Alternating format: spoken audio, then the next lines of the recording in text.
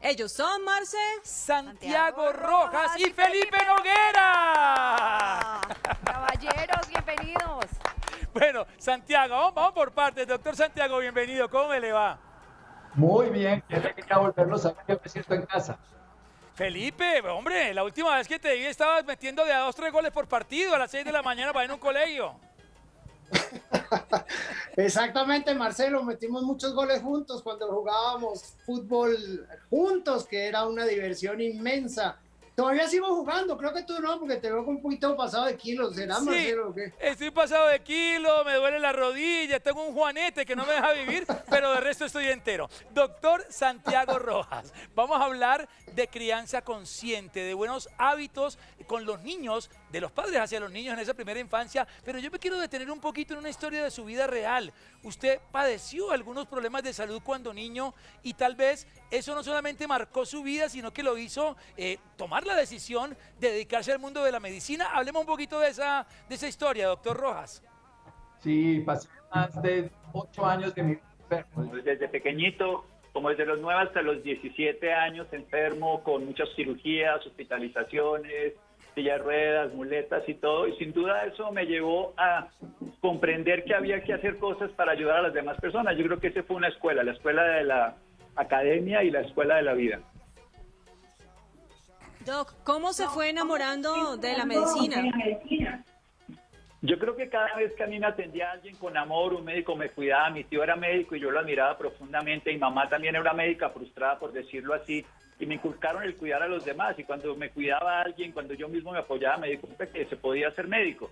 Y de lo mismo pasó, mi hijo ahora estudia medicina y yo amo la medicina y creo que seguiré siendo médico hasta el día que me muera. Felipe, por tu lado, el amor a los chicos y a los niños yo creo que empezó pues también desde hace muchísimos años. Nomás vimos en una producción compartiendo con ellos muchísimo tiempo y después se fueron como afianzando esos lazos con los más pequeños que te llevan a formar un jardín. ¿Continúas con ese proyecto? ¿Continúas ligado a la primera infancia? Continúo, por supuesto, ese es mi diario vivir. Trabajo en el jardín infantil. Es lo que me apasiona, es lo que más me gusta de la vida, me divierto mucho con los niños, me convierto en otro niño jugando con ellos y esa es mi vida, trabajar con niños, aprender sobre el tema y tratar de hacerlo mejor para que los niños vivan bien, se diviertan y gocen la vida. Vamos a aprender un poquito de este concepto, Felipe, que además plasmaste en un libro que se llama Padres Balanceados, Hijos Felices. ¿Qué es ser un padre balanceado en los tiempos de hoy, Feli? Pues mira, eso es una tarea que toma tiempo, es largo, pero es no irse a los extremos como lo dice en muchos de sus libros el doctor Santiago Rojas, son malos. Y ser balanceado es mantener la equidad cuando uno está educando a los niños, ni ser demasiado estricto, ni ser demasiado tolerante, ni darles todo lo que piden, ni tampoco darles nada. En todos los temas hay que mantener el balance para lograr una buena educación de los niños. Hábitos Y saludables. buscando ese balance, Ay, discúlpala. Santiago. Adelante, Moni. Vamos, Moni. buscando ese balance nos encontramos con algunos hábitos que voy a mencionar y Felipe nos va a ayudar a desglosar uno por uno. Tratarse bien y tratar bien a los demás, mostrar mucha empatía y ponerse metas. Arranquemos por el primero, tratarse bien y tratar bien a los demás. Felipe. Uy, eso lo oí ahí como con bastantes ecos, pero no entendí muy bien toda la pregunta, pero por lo que logré oír un poquito, pues sí, hay que tener hábitos en todo en la vida, hay que tener unos hábitos en la alimentación, en las horas de dormir, hábitos de hacer ejercicio, eso es clave en la vida para lograr un buen desarrollo y eso empieza muy temprano en la vida, cuando los niños tienen 1 año debe estar uno empezando a crear, o mejor dicho, desde el día que nacen, está uno empezando a ayudarlos a que ellos mismos creen los hábitos saludables para el resto de su vida. No sé si hay algo más que me dijiste que no capté. Moni, repítele, por favor. Precisamente ese era el primero, de autoconocerse, aceptarse, reconocerse, tratarse bien y hacerlo también con los demás. Vamos con el segundo hábito, que es mostrar empatía. ¿Cómo se le enseña a los niños acerca de la empatía? ¿Qué es eso? ¿Qué es la empatía? Pues mira, la empatía, para empezar por el final, la empatía es como tener en cuenta al otro, tener en cuenta a los demás, que se necesita tanto en la vida para lograr una buena relación con las demás personas. Y cómo se enseña, a mí no me gusta usar mucho esa palabra de cómo se enseña. Todos aprendemos cuando aparece el maestro. Lo que nosotros hacemos con los niños o debemos hacer es como ser unos facilitadores para que los niños aprendan primero a tratarse bien a sí mismos. Así creo yo que se ayuda a desarrollar la empatía. Y al aprender a tratarse bien a sí mismo, pues aprende uno a reconocer el otro y qué le pasa al otro y qué está pasando, qué está sucediendo. Y eso es algo que los niños lo traen muy instintivo. Ellos son buenos por naturaleza, quieren a veces lo mejor para el que está al lado. Y es la sociedad como que a veces les confunde las cosas y hace que sea difícil para ellos mantener esa empatía. Pero por supuesto los adultos somos el ejemplo y como un buen ejemplo, tratando bien a los demás, se logra que los niños aprendan a desarrollar la empatía. Y es que Felipe, tú llevas Así 25 es. años descubriendo este mundo de los más pequeños, no solo pues en tu trabajo en el jardín, sino también con tus 3 hijos. Pero por otro lado, Santiago pues lleva también toda una vida atendiendo a esos papitos que no han logrado tampoco esa educación equilibrada y es ahí donde llegan los inconvenientes. Doctor Santiago, ¿cuál es la mejor manera, la mejor metodología, estrategia para poder generar esos hábitos saludables en los chicos que ya cuando le lleguen a Felipe al jardín, pues sean unos niños bastante bien educaditos?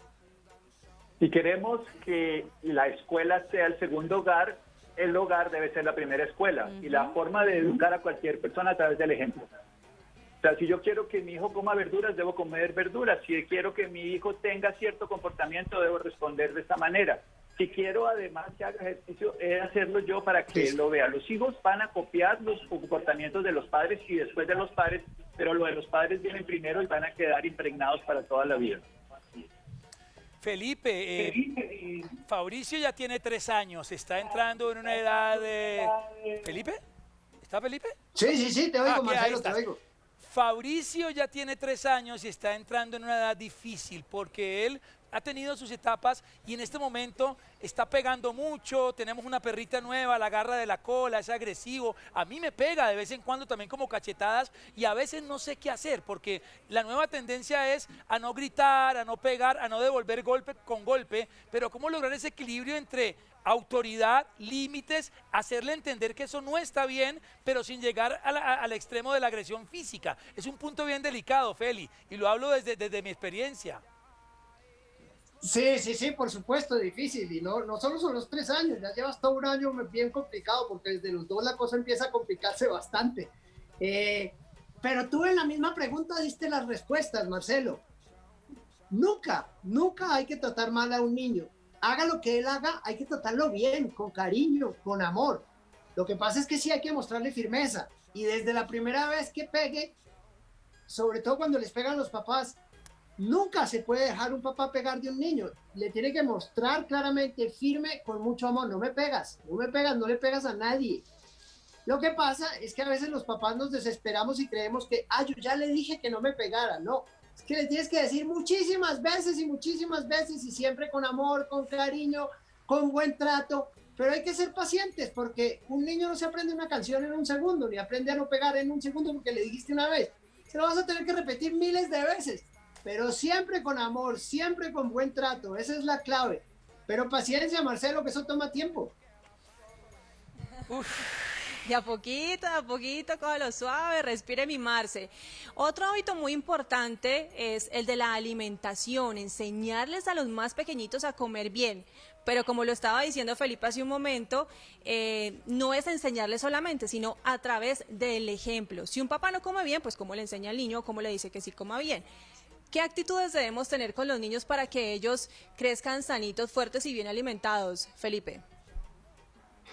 Pues mira, darles buena comida, lo primero. Afortunadamente los niños tienen acceso a una cantidad de mala comida hoy en día. Eso en cada esquina puedes conseguir todo tipo de dulces, de paquetes, de cosas que les hacen muchísimo daño. Entonces también cuenta el ejemplo. ¿Qué comemos nosotros? ¿Qué le estamos mostrando? ¿Qué es lo que deben comer ellos? Pero también nosotros controlamos qué les damos. Entonces uno debe tener mucho cuidado en lo que les está dando. Y si un niño se come un chocolate o un yogur lleno de dulce, pues obviamente no va a querer comer la carne y el arroz y la papa. No son cosas tan complicadas, hay que comer muchas verduras, muchas frutas, hay que darle lo que es de la tierra cerca donde vivimos, procurar mucha agua, porque el agua es esencial para la salud, pero este tema, yo estoy hablando un poquito soberbiamente, porque el que sabe más de esto es Santiago. Claro. Santiago sabe de esto inmensamente. Santiago, a ti te llegan papitos ya que el problema se ha exacerbado a tal punto que pues necesitan de la ayuda de un profesional. Nos lo decías que en los hábitos alimenticios involucrar al niño, tal vez ir con él al mercado a elegir las verduras, sentarnos con él en la cocina y hacer las preparaciones. Eso en cuanto a la alimentación funcionaría muy bien, pero solo los papitos saben a qué se enfrentan cuando se le pone un plato de sopa. Entonces, ¿cuáles serían esos pasos a seguir si ya se han agotado las primeras estrategias? ¿Y en qué otros hábitos hay que trabajar? Porque también es muy difícil dormir a los niños, también es muy difícil que hagan sus tareas. Enséñanos y guíanos en los puntos para tratar con ellos. Yo creo que ir a sembrar incluso antes de ir a comprar. Cuando uno los lleva al campo y le muestra lo que significa cada cosa, los niños se vuelven parte. Entonces ahí sí en la compra y en la cocina. Y luego nos comprometemos todos, comemos todos, nos levantamos todos. Y hay una cosa, mi papá lo decía, que Felipe lo conocía muy bien, decía, a la mesa se llama una vez y pasito. Si no llegan, no comen, y no comen nada. O sea, se ponen límites y reglas claras que generan la posibilidad, y además lo hacemos todos, vamos a comer. Y a mí me gusta mucho ritualizar. Hay que generar rutinas, pero ritualizarlas, volverlas especiales, de ir a la cama, que es el momento de dormir, de ir a comer, que es el momento de comer. Ese es el momento que vamos a honrar porque la comida nos produce esto. Y lo más importante después del ejemplo es preguntarle a los niños qué opinan de lo que está pasando, saber qué opinan para usar su lenguaje y sobre todo comprender. Ya Felipe decía algo muy importante, al niño hay que decirle muchas veces lo mismo, pero sobre todo primero hay que preguntarle, pero ¿por qué hay que decirle muchas veces? Porque los niños no viven el tiempo como nosotros. Uno le dice a un niño, ¿cuánto falta? Le dice el niño, le dice, falta 1 hora para llegar. 1 hora no significa nada, por eso le preguntan a uno desde que salen, ya vamos a llegar, ya vamos a llegar. Hay que decirle algo muy sencillo. Esto dura lo mismo que la película de Peter Pan. Esto dura lo mismo que la Cenicienta. Esto es el tiempo que vamos a gastarnos comiendo. O sea, que él haga lo que se llama analogías, que haga la posibilidad de relacionarlo con algo que conoce. Pero hablarle en cuestión de tiempos y en órdenes como si fuera un adulto. Recordemos que los niños no son adultos en formación, son niños. Bueno, esta charla está interesante porque está en 2 vías, desde un especialista en salud, desde un hombre que está hace 25 años en el día a día con estos niños, viviéndolo de cerca con su experiencia. Esta charla continúa en segunditos. Bueno, mis fantásticos, quiero que aparezcan por aquí de inmediato nuestros invitados porque queremos aprovecharlos al máximo y hay muchas preguntas también en las redes sociales acerca de los hábitos saludables de la infancia. Esta pregunta va para el doctor Santiago Rojas. Hay rutinas que se deben de alguna manera ritualizar, es decir, que nos suene como una obligación. Llegó la hora de comer, tiene que acostarse, tiene que lavarse los dientes. ¿Cómo podemos transformar esas indicaciones con un juego de palabras para que sea más agradable y más aceptado por los niños? Recordemos que los niños todo lo viven como un juego, entonces vamos a jugar. Y si lo volvemos un juego, se vuelve divertido. Y hay que ser creativo en cada oportunidad, pero hay que tener el límite. Esto es lo que vamos a hacer. Este es el momento de jugar, vamos a jugar, este es el momento de comer. Hay una cosa fundamental con los niños, es que hay que generar espacios donde le permitamos a él estar con él mismo, que haga cosas él solo y favorecer que las haga y solo lo acompañamos, pero no se las hacemos. Y en ese momento vamos desarrollando lo que el niño hace, que se llama autonomía. Pero si nosotros somos conscientes de que el niño necesita muchas veces la misma información, necesitamos generar la rutina. Pero si la rutina es tan aburridora, necesitamos ritualizarla volviéndole un juego divertido que genere que la persona, que el niño, que nosotros nos volvamos todos felices por hacerlo. Eso es lo que hacen en un jardín, eso lo debemos hacer en la casa. Y lo que hacemos no es ni con regalos, ni con premios, sino simplemente la satisfacción de disfrutar lo que estamos haciendo. Felipe, hablamos, y este es un nuevo concepto para mí, porque en la época mía de niño, bueno, eso fue hace varios años ya, pero no se hablaba de ponerle cierta presión, entre comillas, a los niños y enseñarles el tema de ponerse metas. ¿Es sano esto? ¿Cómo funciona? ¿Es un nuevo concepto? Porque no lo viví yo, nunca en mi vida. Mi papá de 2, 3 años me enseñó a ponerme metas. ¿En qué beneficia esto la estructura del niño, su base, y qué beneficios trae, Feli? Pues mira, a los niños y a las niñas les beneficia mucho desde temprano en la vida entender que la vida requiere de esfuerzos. Todo lo importante en la vida se logra con esfuerzos, con sacrificios. Y eso es rico y a los niños les gustan las cosas difíciles. Está comprobado con múltiples experimentos que cuando les decimos a los niños que lo que van a hacer es complicado, que tiene dificultad, eso los motiva a hacerlo y dicen, yo puedo. Y en el jardín es emocionante verlos como ellos contestan, no, yo sí puedo, yo quiero hacerlo, yo quiero intentarlo. Entonces hay que, desde que nacen, ponerles la dificultad correcta, que sean capaces de hacerla, pero que les cueste trabajo. Y eso ahí también hay que tener un balance, es difícil de encontrar, pero esa es la magia con la que tenemos que vivir en el día a día. Lograr que se esfuercen todo el tiempo, que entiendan que la vida requiere trabajo y eso les enseña a fijarse metas y a luchar por ellas. Al principio, cuando tienen 2 años, son metas chiquitas, armar un rompecabezas, construir con un Lego, jugar con unos palitos y que se queden parados. Todo ese tipo de cosas los está formando para que más adelante se pongan metas pues mucho más complicadas, llegar a ser un gran presentador como Marcelo Cezanne, por ejemplo. O un gran futbolista como Felipe Noguera, por O ejemplo. un gran especialista como el doctor Santiago Rojas. Mi doc Santiago, tal vez en este momento no sabemos las consecuencias que van a tener nuestros niños más adelante en su personalidad con esta pandemia. ¿Cómo podemos nosotros guiar también a los papitos en esa parte emocional, en esa parte anímica para fortalecerla y que los chicos que también están escuchando todo el tiempo malas noticias pues puedan tener una tranquilidad en su hogar, sobre todo con este tema que estamos viviendo, con esta generación? Tenemos que preguntarle todo el tiempo qué es lo que entiende el niño, lo que le pasa. Mire, por ejemplo, hay una historia que se llama el fenómeno del niño, cuando llueve mucho, y decimos en la televisión a veces, por culpa del fenómeno del niño, por culpa del niño, y él dice, ¿yo qué tengo que ver? ¿Por qué soy yo el culpable de esto que acaba de pasar? Entonces tenemos que preguntarle qué es lo que está entendiendo de lo que escucha en la tele, de lo que escucha en las noticias, de lo que pasa. Siempre que le preguntemos, desde ahí partimos. Los niños tienen la capacidad de crear, de desarrollar un nuevo universo, una forma de ver la vida desde su juego, desde su visión de la realidad. Siempre preguntar de lo que el niño contesta, desde ahí construimos y siempre vamos preguntando. No es una educación impositiva, sino es un desarrollo creativo donde se descubre la realidad compartida. Doctor, muy seguramente esta pandemia no solamente está dejando adultos más irritables, sino también los niños con pataletas, con mal genio, con impotencia, con frustraciones de no poder ir al colegio, no poder salir a un parque, no poder encontrarse con los amiguitos. En términos de comportamiento saludable, ¿cómo podemos enseñar a los niños a controlar todas esas emociones? Controlan, se sienten y se utilizan de una manera diferente. Porque la rabia es un impulso para actuar, entonces hacemos ejercicio. La tristeza nos permite llorar y nos podemos conectar. Grandes investigadores en emociones, como Daniel Goleman, se ha dedicado a trabajar las emociones destructivas en los niños y lo que siempre nos recomienda y lo que trabajamos es, ¿qué sientes? ¿Qué crees que te está pasando? Experiméntalo de manera natural antes de agredir o culpar a otro, porque todas las emociones las producimos nosotros. Y hay un ejercicio fundamental que tenemos que hacer los papás también, es darnos el tiempo y el permiso de escucharlos a ellos, de acompañarlos y sobre todo también hacer ejercicio físico, porque muchas de las tensiones fisiológicas que tenemos cuando estamos angustiados, preocupados, irritables se quedan en nuestros músculos y cuando las movemos las liberamos.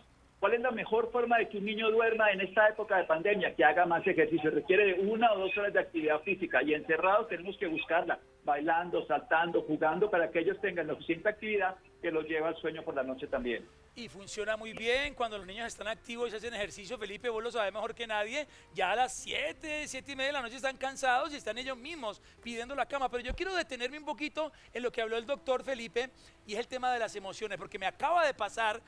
Nosotros tenemos una rutina diaria con Fabricio, vamos a una montaña en el carro, nos bajamos, vemos un río, vemos las cascadas y un día se me ocurrió decirte, mira, aquí está el caminito, bajemos al río y este muchacho entró en pánico.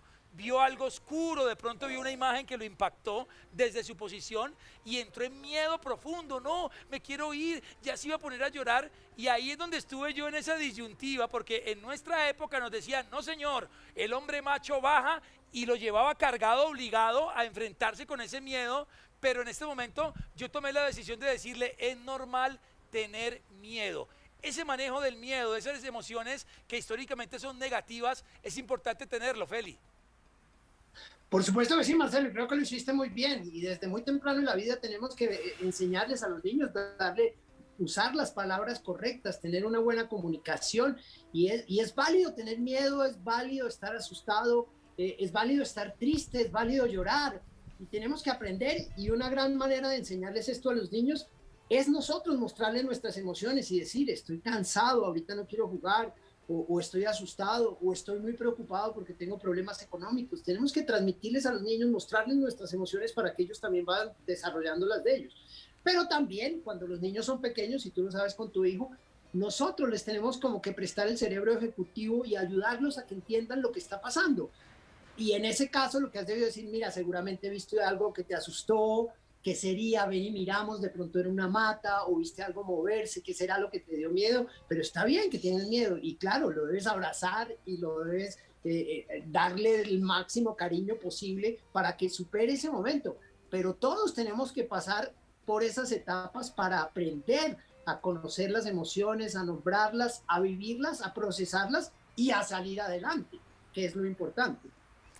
Doctor Santiago Rojas, en estos momentos los niños no entienden tampoco muchas situaciones que disfrutaban hace un año con sus abuelitos, con sus tíos y de repente ya no están los abuelitos, tal vez han fallecido. En este tipo de duelos, ¿cómo es mejor acercársele a los hijos pues para que los papitos lo tomen de una manera también tranquila y los niños lo puedan recibir de esta manera también?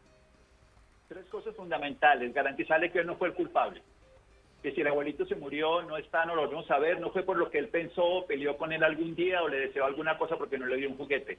Segundo, estar dispuesto a contestar las 100, 200 o 300 veces que pregunte lo mismo, de la misma manera, o sea, un discurso consistente, amoroso, conciliador. Y lo tercero, que es muy importante, garantizarle que va a seguir siendo cuidado y amado, aunque no esté el abuelo o la abuela o el papá o la mamá. Puede ser que algún día cualquiera de nosotros no esté, pero te vamos a seguir cuidando, será tu mamá, la tía, la hermana, porque la sensación de perder eso que se llama un duelo ambiental del espacio. Y hay algo fundamental sobre los niños en el duelo, es ¿cómo te sientes? ¿Qué sientes que pasó? Cuéntanos cómo estás sintiendo. Lo que Felipe está haciendo, hay que llevar a los niños a que sean auténticos en el sentir, porque lo que hace la vida para transformarse es sentir. Los actores tienen que sentir para experimentar. La vida no está para intelectualizarla, eso está para algunas cosas de la vida, pero la gran vida se vive sintiendo, siendo absolutamente auténticos, vulnerables cuando somos, fuertes cuando nos enfocamos y sobre todo parte de algo que en este caso es una familia que nos acoge, así no sea el abuelito o el papá el que no lo pueda hacer. Así es, muy cierto. Felipe, para ir rematando, una pregunta que nos hacen en redes sociales acerca del comportamiento de los niños. Pasan por una etapa en la que todo lo muerden, empujan y a veces como adultos cometemos el error de celebrarlo. ¡Ay, tan fuerte que es el niño! Mire, eso está mal. ¿Cómo enseñarle a un pequeñito que eso no se debe hacer con las palabras correctas? Pues mira, siempre poniendo el foco en lo positivo. Usar demasiado lenguaje negativo es muy malo para los niños y el no tan repetido en la educación que todo es no hagas eso, no cojas acá. Lo que estamos es como reforzando esos malos comportamientos, pero por supuesto nunca hay que celebrar un mal comportamiento, ni por más chistoso que nos parezca. Podemos decir, me reí, pero lo que hiciste está muy mal hecho, yo voy a intentar no volverme a reír y no se hace. Y ser firmes y cambiar y mostrarle que los comportamientos inadecuados no son admisibles.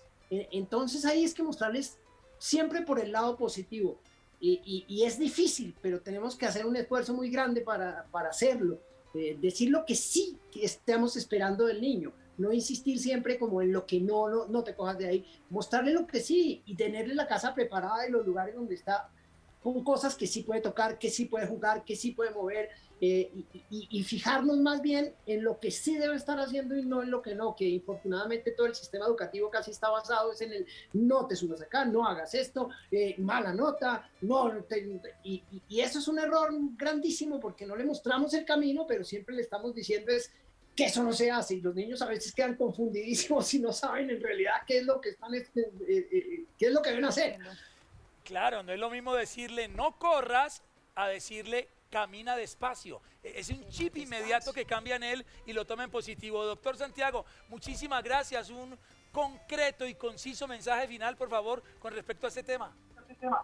Cuando un niño dice una palabra que la dice de una manera inadecuada, por ejemplo, va a decir banano y dice veneno, En lugar de decirle no digas veneno, tú coges y le dices, ay, qué rico un banano, ¿quieres un banano? Le repites la palabra de manera adecuada sin tener que corregirle, para que él la fije de una vez y no se quede con el no. Sería un consejito para esto que acabas de decir. Qué bueno, Felipe, por favor, mensaje final. Bueno, un mensaje final para todos los padres, para todos los educadores, para todos los que tienen que ver con niños. Recuerden que el buen trato y el amor es lo que más necesitan los niños. Buen trato siempre, no importa lo que esté pasando, no importa lo que hayan hecho, y tratarlos con muchísimo amor. Eso se nos devuelve y eso se le devuelve a la sociedad. Entonces, buen trato con todos los niños del mundo y con todos los que están al lado nuestro, y vamos a hacer un país mejor y un mundo mejor. Ahí está, el bravísimo gigante para el doctor Santiago Rojas. Bravísimo. Y para Felipe Noguera.